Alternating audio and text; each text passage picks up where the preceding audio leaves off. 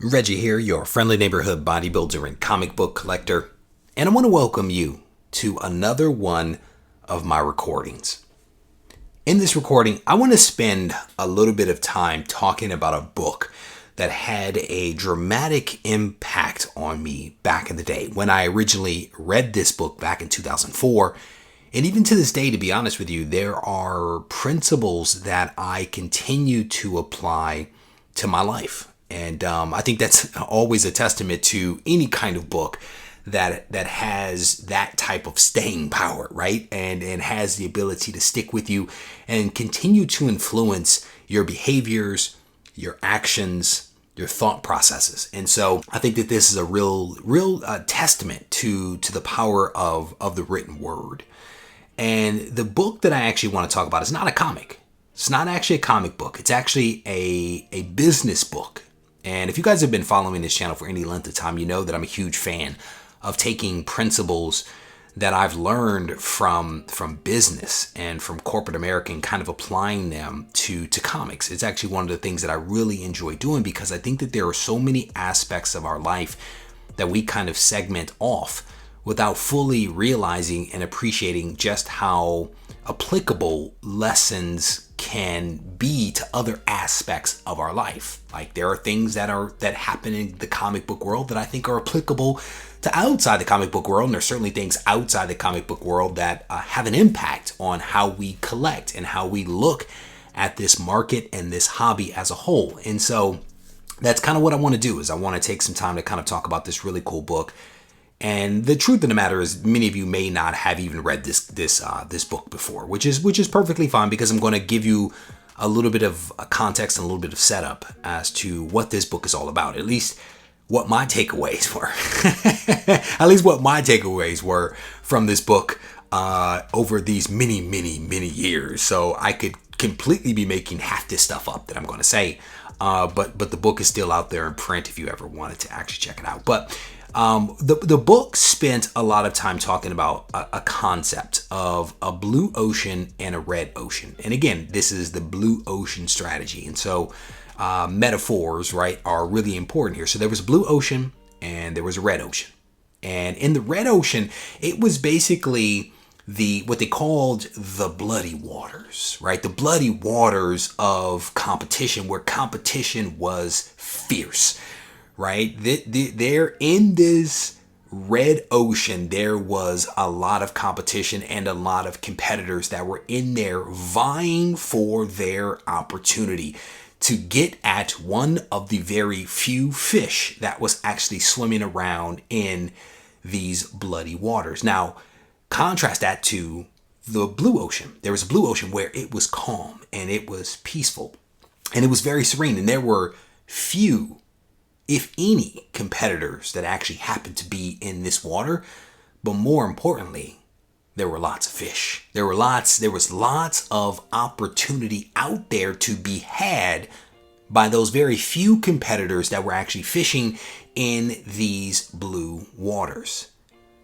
Now, what's interesting here is that the red ocean is easy to spot. The red ocean, the bloody waters, are easy to spot because there is a lot of commotion. There's a lot of energy and a lot of action, and there is a lot of noise that is coming out of those bloody waters by competitors trying to one up another, right? One up the other person by catching one of the few fish that was out there swimming around, right? But the blue ocean, man, the blue ocean was much harder to find. Why? Because there were fewer competitors there. And those competitors that were there were pretty quiet. They were silent. They were doing what needed to be done kind of under the radar. Now, those that were fishing in the blue ocean may have started out in the red ocean, but decided that there was a better way. There was a better way to kind of approach this thing. They realized that they didn't have to get in there shoulder to shoulder with all of these other people trying to go for the few fish. They realized that if they ventured out, that if they were creative, that if they thought a little differently, that they could create a blue ocean for themselves where they might have it all to themselves, where they could just do what it is that needed to be done in silence. They moved in silence. And so if you guys haven't quite figured this out, what I'm talking about here is actually my speculation strategy. There are people that actually do not consider me a speculator, which I'm okay with, right? I'm okay with people not thinking that label applies to me. It's perfectly fine. I'm okay with that. I am a comic book collector who tries to be smart about what he does. And if I don't fit in a box, I'm actually quite okay with that. I'm quite okay with people saying that I'm not a speculator, right? Because I think what I try to do is I try to find the blue ocean. I try to find the blue ocean versus being in the bloody waters. I go to where the competition isn't. I go to where I think that there may be opportunities. And is there risk there? Absolutely, there is risk there. There is a chance that nothing will pan out, but there's also a chance that you could be in those bloody waters of competition and nothing will happen there either, right? So it is a risk that you take, and it is definitely a calculated risk. But for me, I try to go where the competition isn't. I try to get ahead of the competition by thinking a little bit differently. Try to think a little bit differently about this hobby, because here's the truth, and this is my truth, right? And I think that it's okay if people don't necessarily agree with this, but I think that when it comes to speculation, if that is a game that you attempt to play, I think that by the time that people are actually talking about it in mass, it is probably too late. By the time that you start to see it on Instagram, it is probably too late. Right? It is probably too late, because again, the bloody ocean is easy to find because there is a whole lot of noise that is in those waters. But it's typically when there is no noise, when there is silence, when there is calm, that is where the opportunities actually happen. People oftentimes send me emails and they say, or messages on Instagram, and they're like, when should I buy? When's the right time to buy this hot book? and my thought is, you buy the hot book when it's actually not hot, when it's actually relatively cheap. That is actually the time that you buy it. By the time that it is on Instagram or on a YouTube video that someone is doing there is a chance that it could be too late. Again, these are my beliefs. These are my beliefs. And what I'm trying to do is to kind of share my thoughts. And at the end of the day, what you are going to have to do is you're going to have to take this in, and you're going to have to evaluate for yourself whether there is some truth here. Maybe there are some things that you can use. Maybe there's some things that you discard. Maybe there's some things that you take in and you modify and make it work for you. But these are my truths, and I put them out there with the hope that they may actually spark a thought within someone else. That is actually that is my hope. But I want to give you guys a couple of examples, because I think that sometimes examples can kind of help to paint the picture. One of the examples that readily comes to mind for me right now, and I'm not going to talk about this one in detail, but Batman 89. Man, those waters are bloody. Whether you were talking about the regular cover, the B cover, or the print error, those waters are bloody. That book was $99 before it had even come out. I think I saw a print error version for $999. I don't know if it sold, but I did see that. But again, those waters are bloody. Those waters are bloody.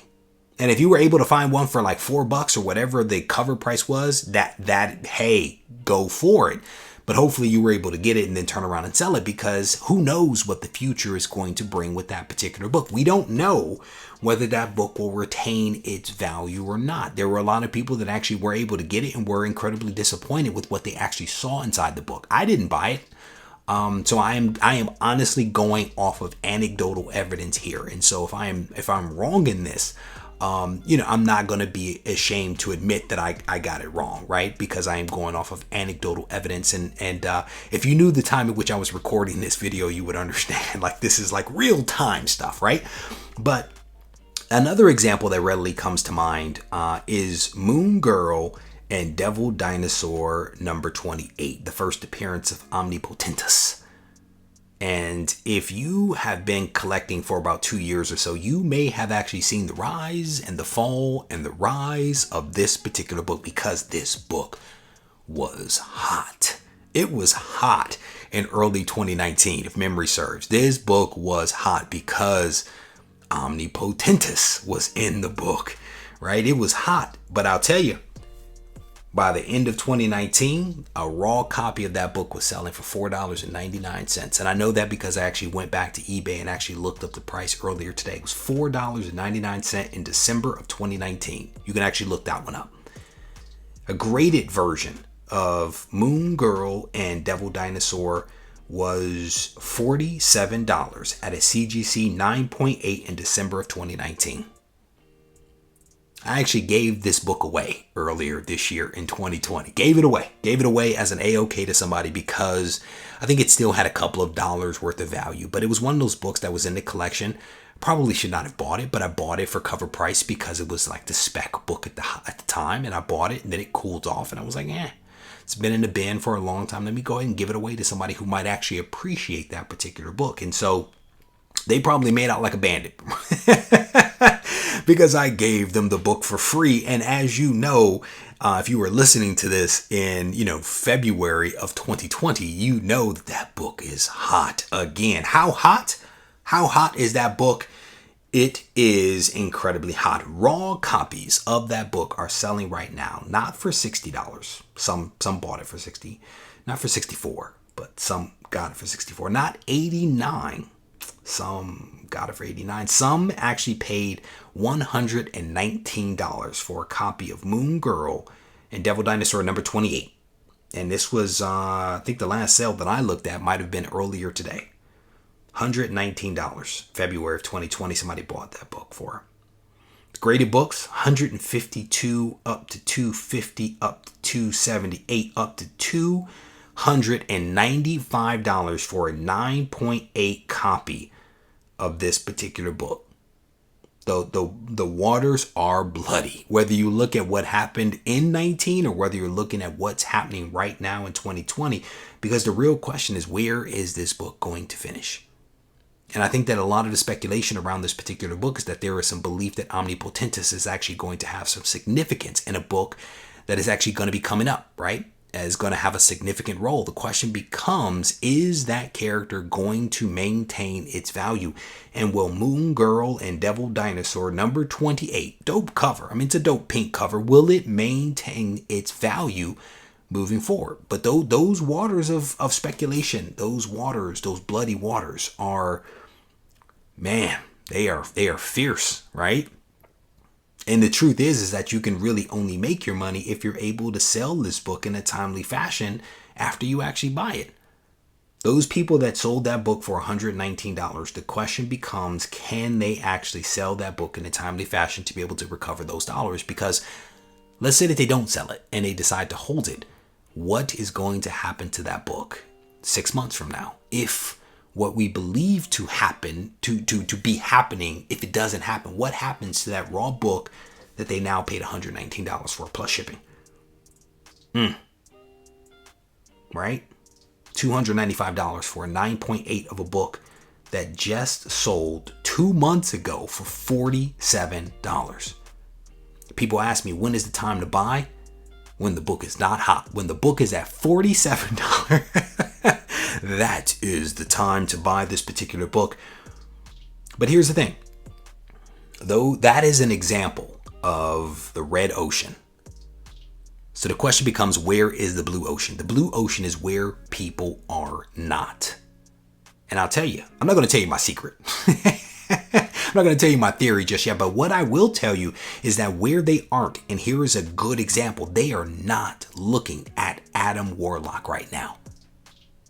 In 2019, it was all about Adam Warlock and and Guardians of the Galaxy #3 and James Gunn, it was all about Adam Warlock. People were hot and heavy over Adam Warlock because he was about to be in the MCU, and everybody was buying up those books, and the prices were skyrocketing at the time. They were skyrocketing, whether you're talking about Fantastic Four 67 or whether you're talking about Thor 165. The books were skyrocketing because he was about to be in the MCU. And then what happened? James Gunn had some issues, was fired by Marvel. He was then in limbo, hired by DC to do a movie, and then he was hired back by Marvel, but then he said, hey, I can't do your Marvel movie Guardians of the Galaxy 3 until after I do this DC movie. And so now it is back in play where Adam Warlock may appear, but what is happening with the prices of those books? They are falling dramatically.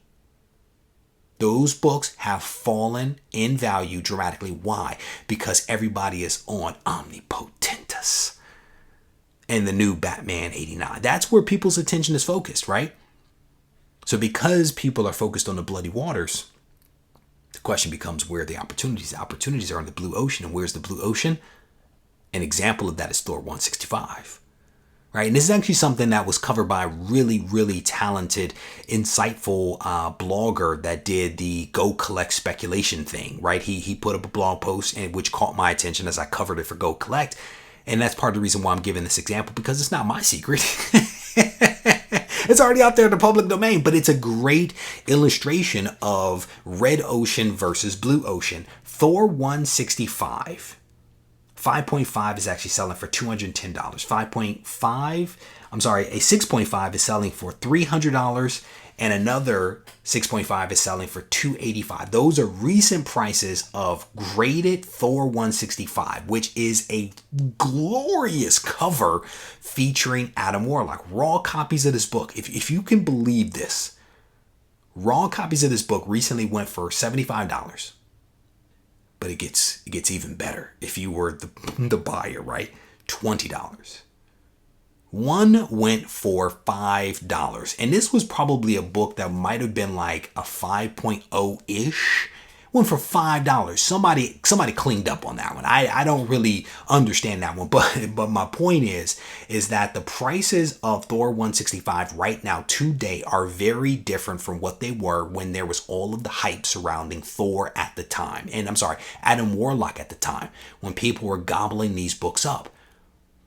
The opportunity for us, if you are a speculator, if you're trying to be a smart speculator, the opportunity is where everyone isn't.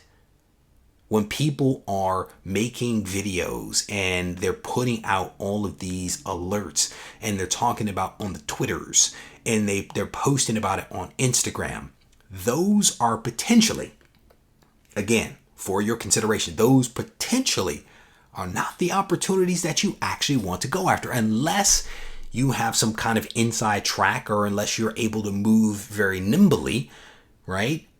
Otherwise, you have to ask yourself, where might the industry be going? Who might be the next hot character? Where might the next optioned thing come from, right? If that's the game that you want to play, you might want to think about it a little bit differently than how everyone else is thinking about it. Because the way most people are thinking about it is when they get the alert, then they go to eBay. When they see the video, they go to eBay. When they get the email, they go to eBay. When they see it posted up on the Instagram or in Twitter, they go to eBay or they go wherever they go to buy it. But by that point, the question becomes, is it too late? Is it too late? If you can play the time game, you can score big. But if you can't, if you have like other responsibilities, right, you might want to sit down and think about where is the market going? Where is the market going? That is the question. And in my head, if you can answer that question, you will be ahead of the game. There was a belief that I had more than 2 years ago that the MCU is going to go cosmic.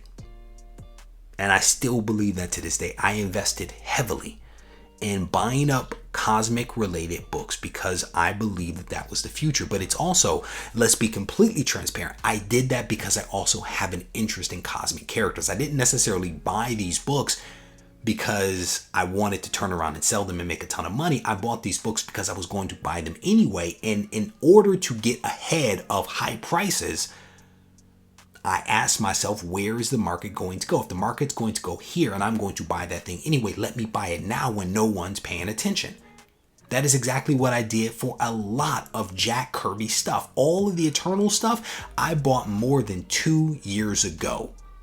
And I bought them because I was really into Jack Kirby. And I had this belief that there could be something that happened with Cosmic. And I'm going to be completely honest. I don't always get it right. I could have easily gotten it wrong, but that's okay because I still bought books that I had an interest in that are now in my collection, and I had an opportunity to actually read those books and enjoy them. I could have easily gotten it wrong, and I have gotten some wrong. I never want anybody to believe that I am perfect, that I am doing everything right, because that is not true. That is not true. I get a lot of things wrong. But when I get something right or wrong, to be honest with you, I want to highlight that because I think that there are lessons that we can all kind of learn from both the good and the bad. Let me know what you think in the comment section. I'm definitely looking forward to mixing it up with you guys. If you need to reach out to me, feel free to do so. You can do it on Instagram at Regie Collects, or you can send me an email to Reggie@regiecollects.com. Don't forget to check out the website as well. Take care.